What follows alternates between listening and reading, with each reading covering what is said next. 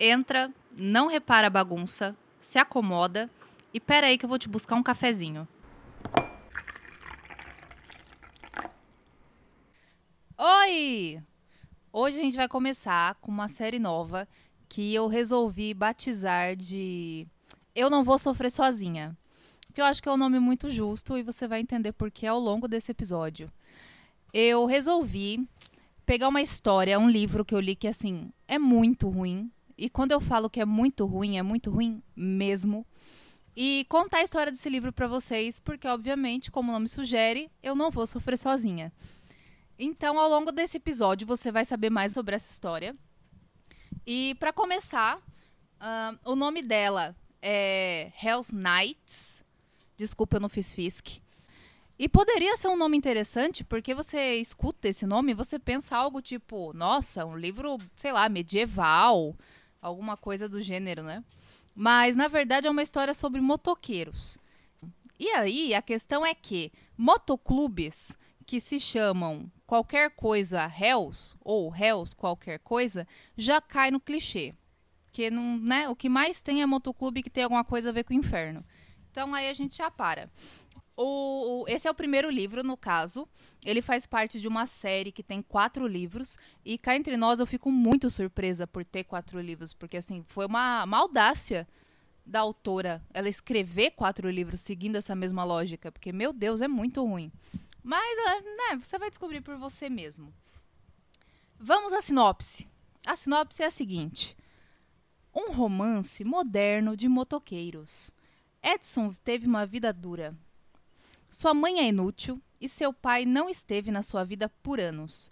Quando sua mãe morre, ela deixa sem dinheiro e com um homem irritado atrás dela. Ela vai para a única pessoa que ela sabe que pode cuidar dela agora, o seu pai. Ela sabe que seu pai é o presidente de um motoclube, mas ela não sabe o quanto ela vai contar com este motoclube. Cade é tudo que ela sabe que ela deve ficar longe e ainda assim ela não consegue parar de querer ele. Ele é o vice-presidente do clube. Lindo, robusto, charmoso. E ele a faz sentir de novo. Ela deveria estar correndo, ela deveria estar escapando dos seus demônios. Mas em vez disso, ela se encontra caindo para o motoqueiro lindo.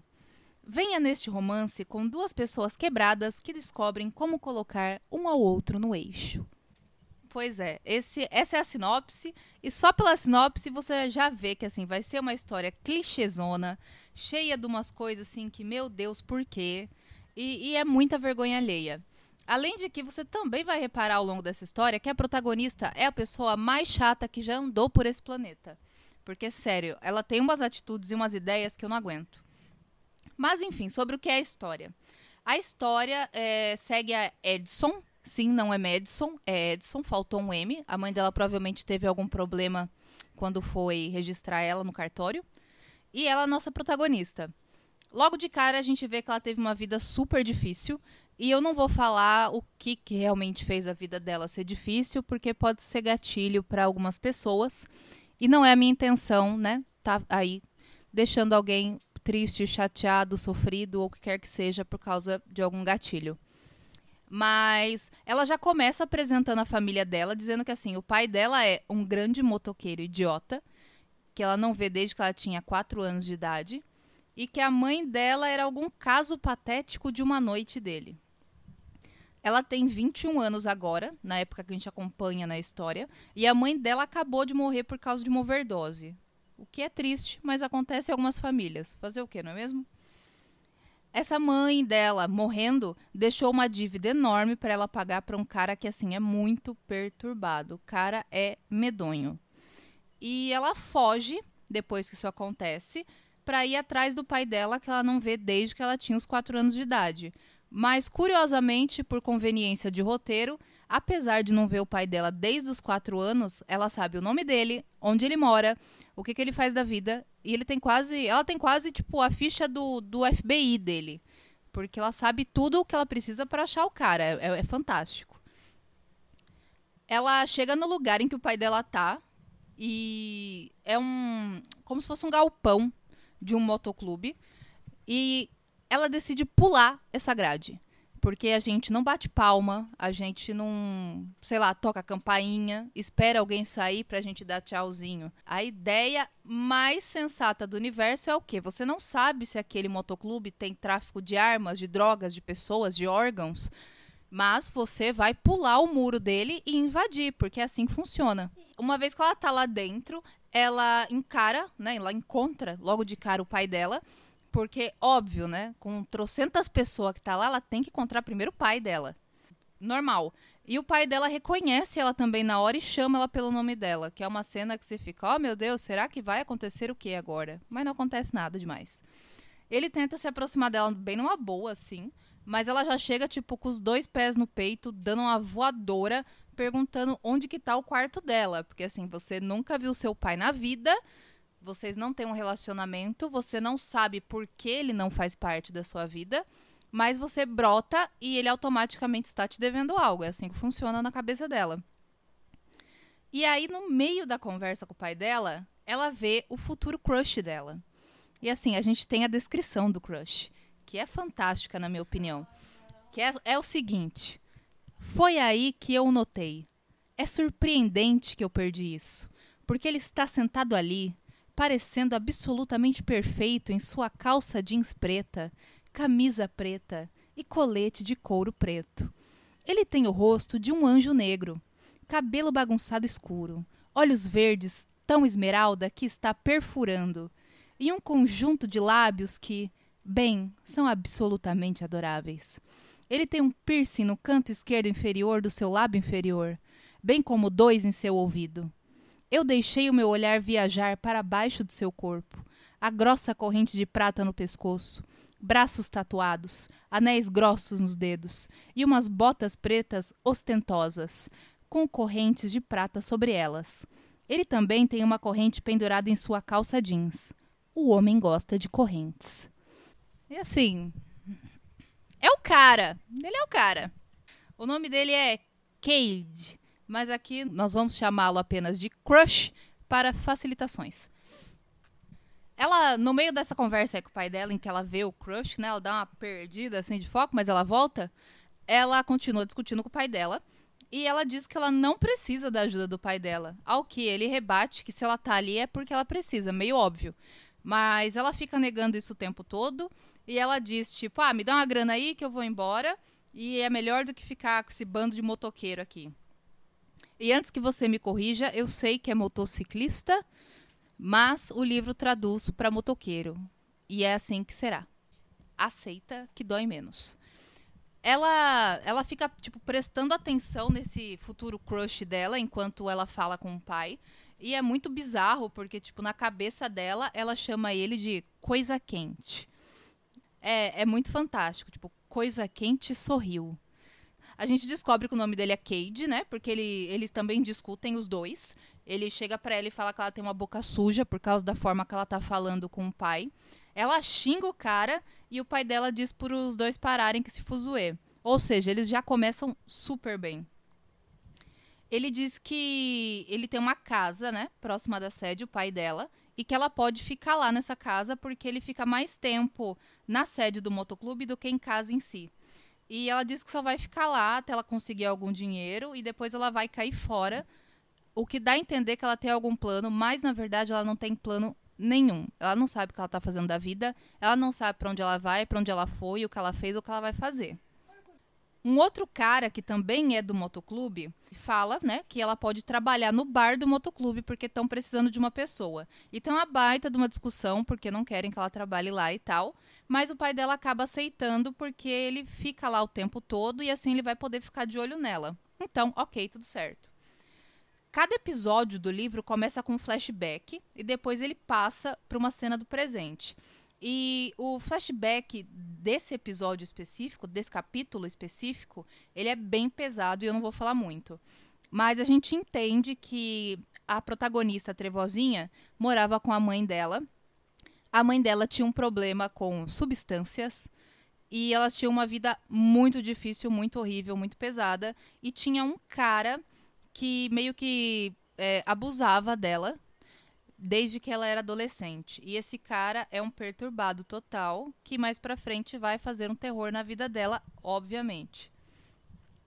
Ela vai pra casa do pai dela e lá tá tudo caindo aos pedaços. Porque assim, a gente já entende a partir daí que ela tem um relacionamento ruim com o pai e que ela está indo morar na casa do pai, que é um lugar muito ruim. Ou seja, ao longo do livro, ela vai transformar essa casa num lar e o relacionamento dela com o pai vai acabar tipo papito e filhinha. Mas tudo ok, a gente também perdoa porque faz parte da vida. Ela e o pai, tipo, brigam o tempo todo porque ela é uma pessoa muito chata. Sério, essa é a protagonista de livros mais horrível que eu já vi na minha vida. Ele tenta fazer ela entender que as coisas não funcionam na grosseria e ela continua sendo grossa, usando de desculpa que ela teve uma vida difícil para isso. E esse é o problema, porque quando você cria um personagem que teve uma vida difícil e por conta disso ele tem limitações para se relacionar com pessoas e etc., ok, muito justo. Mas a partir do momento que você coloca o seu personagem dizendo eu tive uma vida difícil e por isso eu sou assim, ele só é um babaca.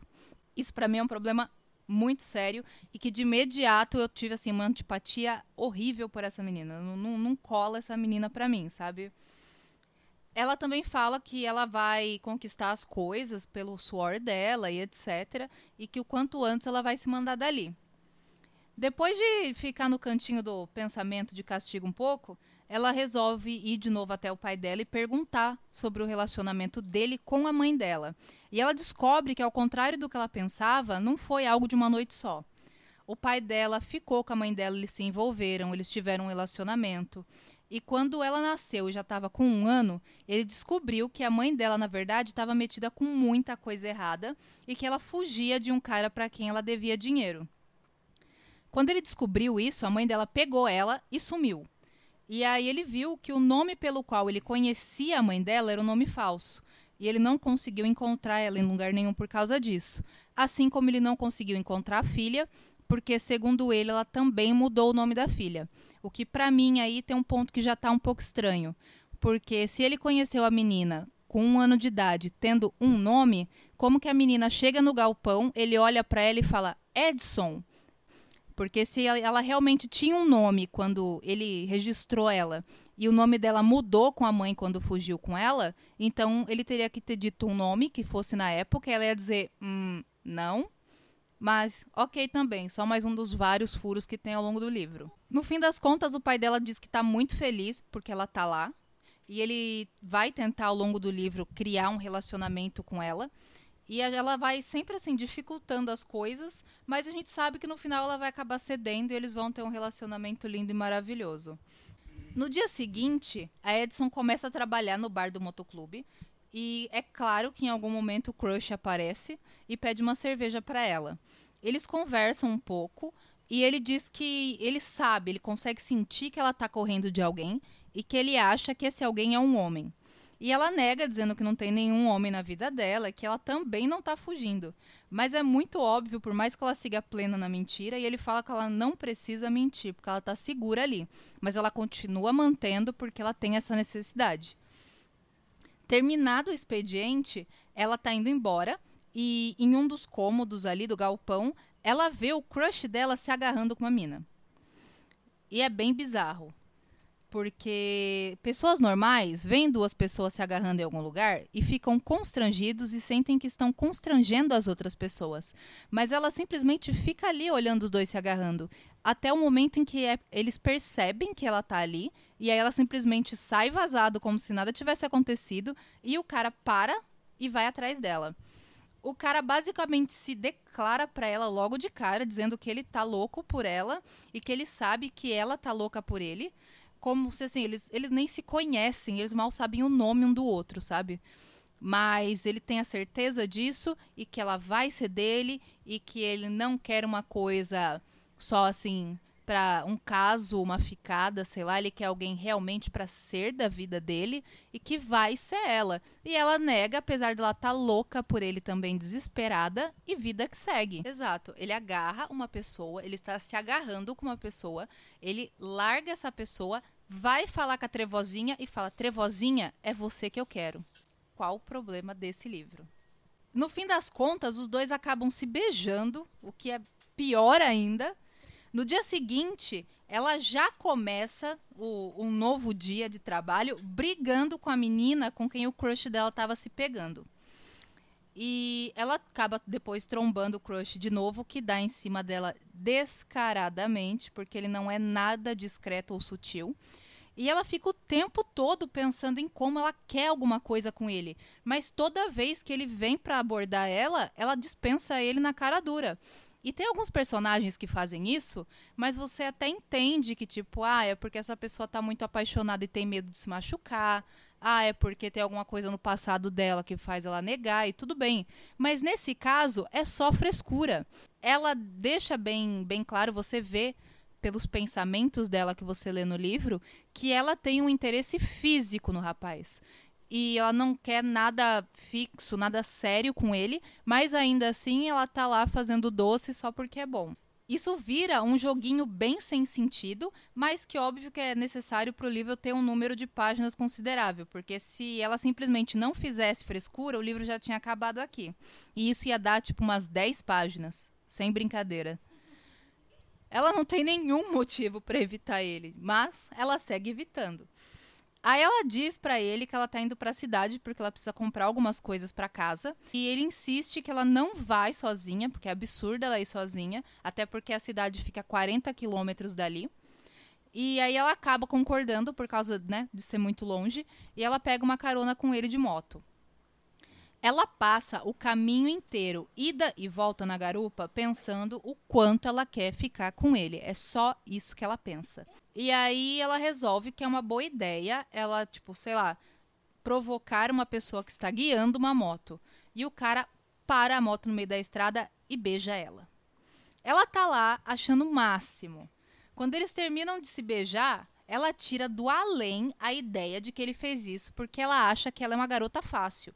E ela surta feio pra cima dele. Mas assim, muito feio mesmo. Ela dá o sermão da montanha nele.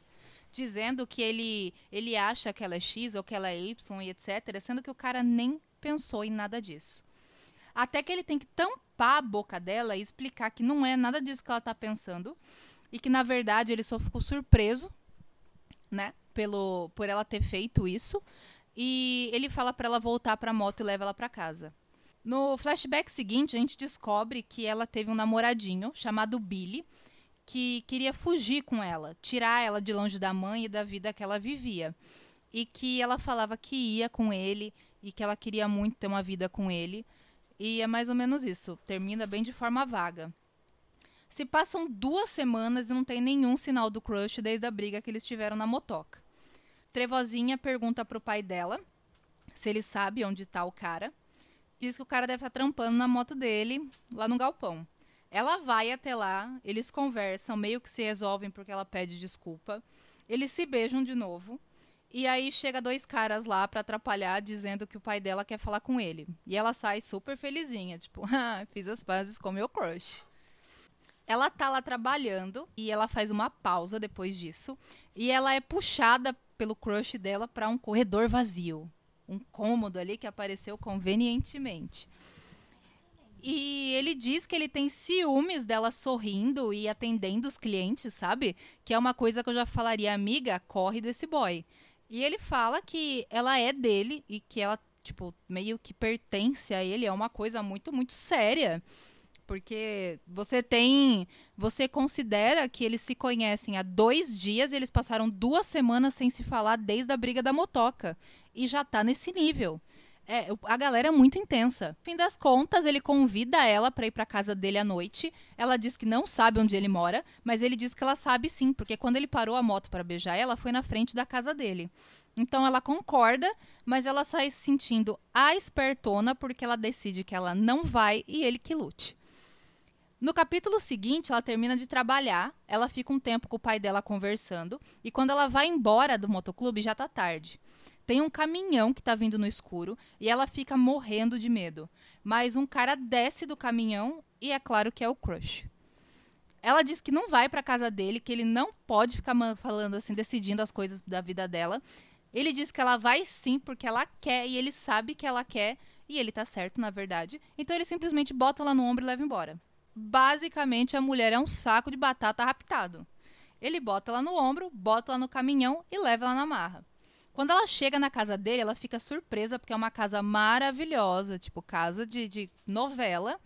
E ele diz que vai cozinhar para ela. Olha que fofo. Eles conversam enquanto fazem a comida e ela aproveita para fazer umas perguntas para ele, assim. Ele conta que ele entrou para o motoclube porque ele estava num lugar ruim e o pai dela ajudou ele. E que os dois se tornaram muito de confiança um do outro e aí ele acabou virando o presidente do motoclube. Ela quer saber sobre esse lugar ruim que ele estava, mas é claro que ele não conta ainda. Ele também fala que ele teve várias garotas, mas que ele prefere ter uma garota só. E que o tempo que ele passou com aquela garota que a protagonista pegou ele foi só uma coisa que estava acontecendo ali, mas que nunca foi muito sério. Que a garota queria um relacionamento sério, insistiu muito para isso, mas ele não quis. E que ele não ficou mais com essa outra garota depois que a Trevozinha chegou. E é por isso que a mulher tá virada no Jiraya. A Trevozinha diz que ela não se preocupa com a outra mulher, mas o Crush diz que o negócio dela é jogar sujo e é pra ter cuidado. E eles jantam. Perfeito. No flashback do episódio seguinte, a gente descobre que o namoradinho que a Trevozinha tinha no passado acabou um dia desistindo de tentar ajudar ela e foi dizer que tá vindo embora. Porque ele queria tirar ela de lá, ele queria tirar ela daquela situação. E assim, aí a gente entra num ponto muito sério sobre vítimas de abuso e se elas têm ou não condição de sair desses abusos e deixar que as pessoas ajudem elas. E eu também não vou entrar nesse debate hoje porque é uma coisa muito séria, muito específica, que tem que ser falada com muita calma. Mas a questão é isso. Ele queria ajudar ela não queria se deixar ser ajudada, ela não tinha como ser ajudada, e ele acabou indo embora e ela achou isso absurdo e muito horrível da parte dele. Ela conta sobre esse namoradinho dela pro crush e o cara diz que, nossa, ele foi um covarde porque ele te abandonou e não sei o quê. E ela diz que, nossa, ele me fez acreditar e ele acabou comigo e bararã. E aí ela diz que pouco depois que o cara foi embora, a mãe dela morreu. O crush pergunta, e aí você fugiu? E ela nega que ela tá fugindo. Ele diz que ela não precisa contar do que ela tá fugindo, mas que ele sabe que ela tá fugindo de algo porque ele vê o medo na cara dela. E não tem por que ela mentir. Mas apesar disso, ela continua negando e mentindo. E ela ainda por cima fica brava e diz que vai embora. Ele diz que se ela quer ir embora, ela pode ir, que ele não vai atrás dela. E se ela quiser ficar, eles vão ter uma noite muito legal juntos. Mas que ele não vai ficar insistindo, não vai ficar de joguinho. E assim, pra mim, por incrível que pareça, ele é o melhor personagem desse livro, enquanto ela é uma criança de 5 anos. No fim das contas, ela realmente decide que ela vai embora, fica choramingando e vai embora mesmo. E no caminho, andando no escuro pelo mato, ela fica triste ali pensando: oh meu Deus, eu queria que ele tivesse insistido mais um pouco para mim. Mas não aconteceu, né, amada? No caminho é óbvio que dá merda. Ela acha um grupo de motoqueiros que estão na estrada e que não são do motoclube do pai dela, são de outro motoclube. O líder deles lá é um cara chamado Spike e ele diz que alguém está procurando por ela e que ele foi pago para localizar ela para essa pessoa. Essa pessoa é o Jasper, que é o cara perturbado que fica seguindo ela e fazendo mal para ela desde o começo da história e antes até do começo da história. Ele contratou esse Spike para encontrar ela porque é mais fácil um cara de motoclube encontrar outro cara de motoclube. Ela liga pro crush dela e aí a merda bate no ventilador, porque esse cara também tá procurando pelo crush dela. Chega o pessoal do motoclube do pai dela, esse Spike conta que foi pago, né, pra achar ela. O crush dá um esporro homérico nela, porque ela tava sendo seguida e não disse nada pra ninguém. E o crush oferece pagar o dobro do dinheiro pro Spike não contar a localização dela. Aliás, quem cuida dela agora é ele. Aí você vê que o Spike e o Crush têm alguma coisa ali meio esquisita entre eles, alguma torta de climão. E no final das contas fica tudo pela bagatela de US$ 50.000. Troquinho de pinga. Fica combinado que são 24 horas para fazer o pagamento, senão o Spike vai embora e ele vai contar pro cara onde é que ela tá. No fim das contas, os motoqueiros lá vão embora do outro motoclube. Ela fica com o crush, o pai dela. E ela oficialmente é intimada a contar que diabos está acontecendo. Começa o debate. A primeira reunião em família do livro. Pra começo de conversa, o pai dela não aprova os dois juntos. E ela diz que não é escolha dele. Que ou ele aceita, ou ela vai escolher só o crush e ele que chupa o dedo. O pai diz pra ela que tá com um motoqueiro não é esse conto de fadas que ela tá achando que é. E ela diz que se o pai se lascou uma vez no amor, não pode jogar isso nela. Então acaba que ele diz que só quer o melhor pra ela e todo mundo fica de boa. Começa o debate sobre o passado. Ela começa dizendo que o perturbado foi muito ruim com ela desde que ela era uma pré-adolescente.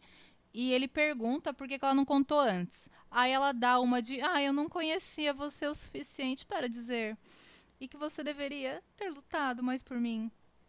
E aí ele lembra que até o nome da mãe dela era falso. Então não tinha como ele ir atrás dela. Que ele tentou, mas não teve como.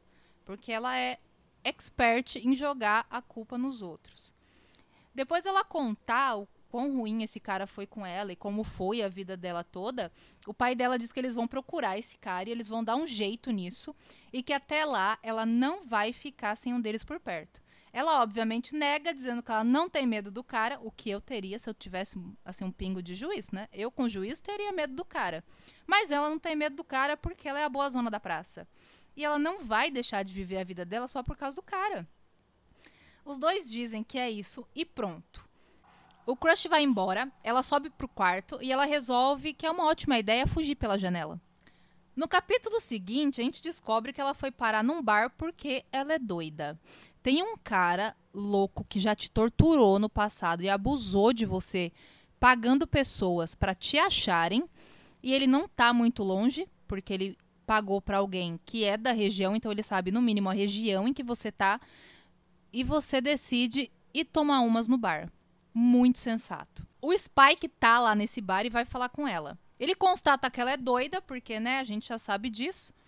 E fala que, assim, amada, você foi ameaçada e você tá num bar aqui suavíssima, plena. Ela toma alguma coisa, dá uma... beleza, eu tô aqui de boa e é nóis. E ela começa a dançar com o Spike. Aí o crush dela chega, porque ele tem um olho na testa. Ele tem o sexto sentido. Ele tem o terceiro olho. Ela faz merda, ele acha. Entendeu? Ele tem um rastreador. Ele, puxa ela de canto, dá um esporro homérico nela de novo. Já é o segundo que ela tá tomando dele. E ela fala, ai, me desculpa. Eu não deveria ter vindo. Poxa vida, sinto muito. E ele fala, a gente vai conversar sobre isso depois, porque eu tô te levando pra sede do motoclube. Lá na sede, o pai dela dá mais um esporro nela e ela pede desculpas fazendo de coitada. Mas você vê que ela não tá assim, nem um pouco arrependida. Começa a reunião com o grupo inteiro e o crush apresenta a trevozinha como mulher dele pra todo mundo e diz que se alguém desrespeitar, ela tá lascado. O que ela acha muito chato, porque assim, é um papo meio de velho, né? Essa aqui é a minha mulher. Se você desrespeitar a minha mulher, você toma um soco. Depois, o pai dela diz que ela tá sob a proteção deles, mas que ela não participa das reuniões, ela não sai com eles, ela não anda nos galpões como as mulheres livres. E ela não tem direito de reclamar de nada. Ela só tá lá naquele momento porque eles precisam das informações dela para achar o perturbado, e ela conclui que talvez ela devesse pedir permissão para mijar também, o que eu fico aí pensando se ela teria que pedir. Fica a dica. Ela diz que ela espera que o cara possa ser encontrado onde ela viu ele pela última vez, que é um lugar onde ela diz que ele tem o seu show. E eles decidem que eles vão visitar o cara no dia seguinte. Depois eles passam para o próximo assunto deles, que é um problema com o Spike. Aparentemente, o Spike e o Crush foram amigos no passado, mas hoje em dia eles não se gostam por alguma coisa. E o Spike passou muito tempo fora, mas agora ele está de volta na cidade. Eles também falam alguma coisa sobre uma garota chamada Ciara, que a Trevozinha não conhece, e que tem alguma ligação com esse Spike, e depois pedem para ela sair da reunião. Porque, óbvio que, assim, se o assunto era secreto desde sempre, ela não deveria ter ouvido nada, mas ela escuta só um pedacinho porque precisa continuar o livro. Ela encontra de novo a garota que o crush dela estava pegando aquela vez. E a garota diz que, assim, elas vão ter o momento delas e que vai ter vingança. Vai sair tapa, vai sair puxão de cabelo. E que aí o crush acaba chegando, leva ela embora pra casa e fica nessa. Eles conversam na casa do pai dela. Ele finalmente conta a história dele, agora que ele sabe a dela. Ele leva ela embora e os dois falam que eles estão super apaixonados. ela pergunta pra ele quem é Ciara. E o Crush diz que a Ciara é irmã de uma garota chamada Cheyenne, que era a esposa do Spike que acabou morrendo.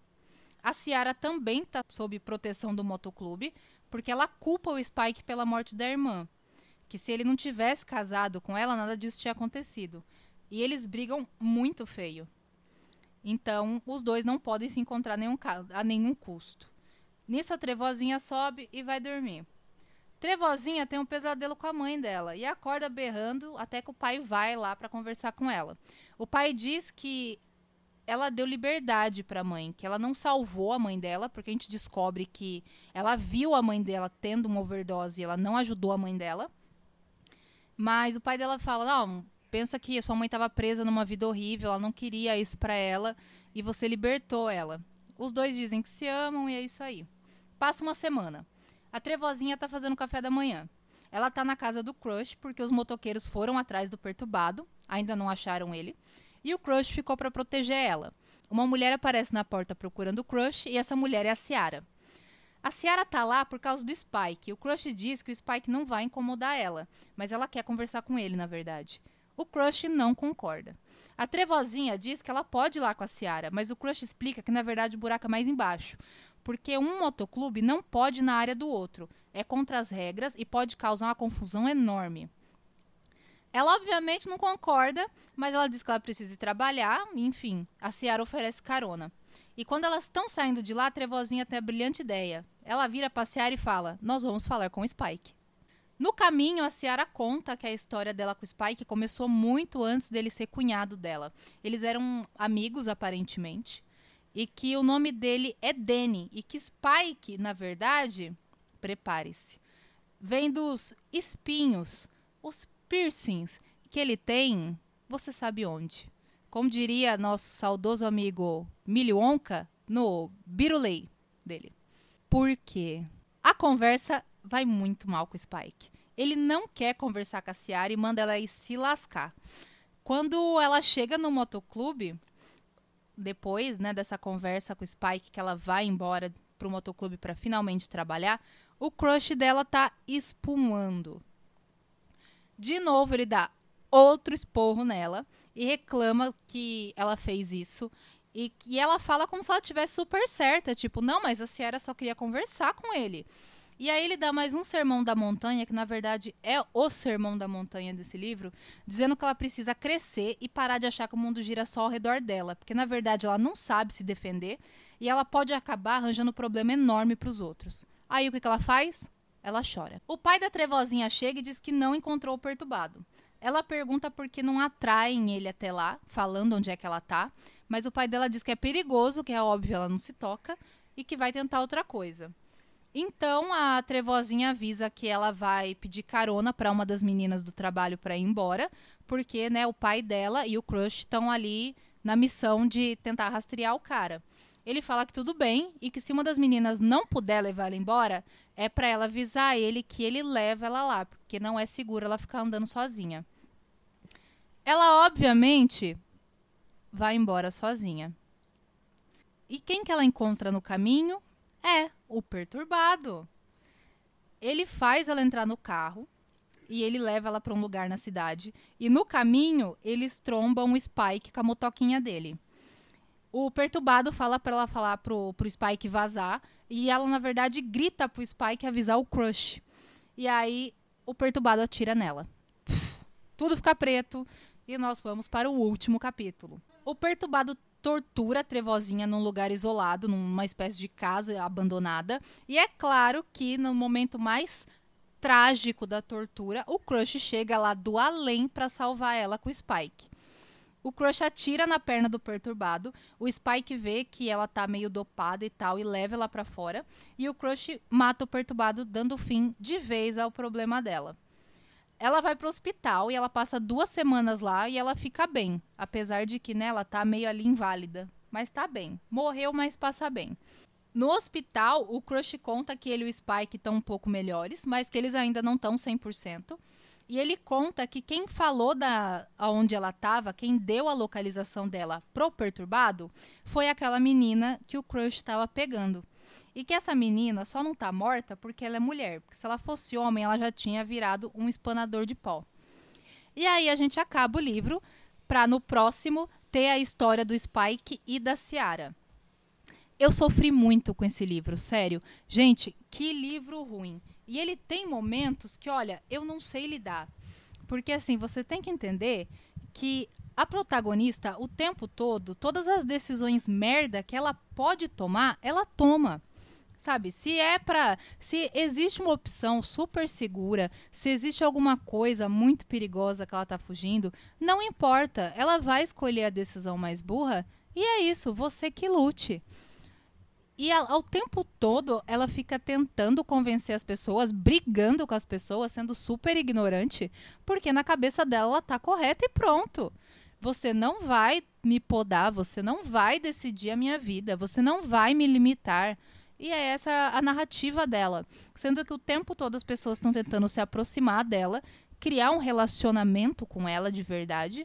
E é tudo pro bem dela. E ela não se toca. Sempre com esse argumento de que, ah, meu Deus, eu tive uma vida muito sofrida. Vocês precisam entender que eu sou assim porque a minha vida foi sofrida. Eu tenho problemas de confiança.